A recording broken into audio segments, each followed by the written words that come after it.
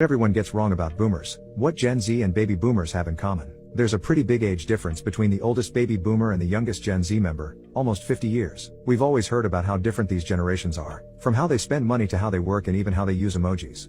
Everyone knows about the OK Boomer trend on TikTok, where Gen Z kids criticize the older folks, and in return, the boomers say the younger generation should stop complaining.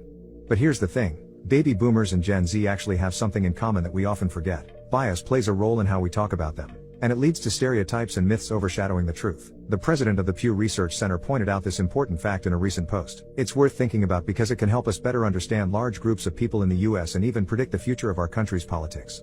The baby boomers are often portrayed as a moderate group who achieved some liberal reforms but were traditionally very conservative when it came to economic matters.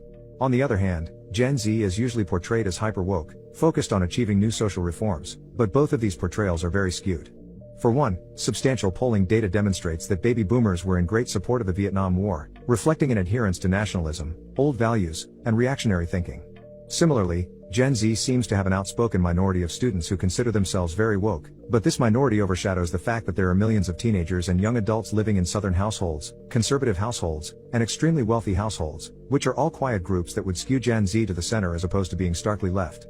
In other words, Gen Z is more moderate than we realize, and the baby boomers are even more conservative than we thought. But this is all based on polling data and, of course, statistics. Does this make sense based on what you've seen in your life? What do you think?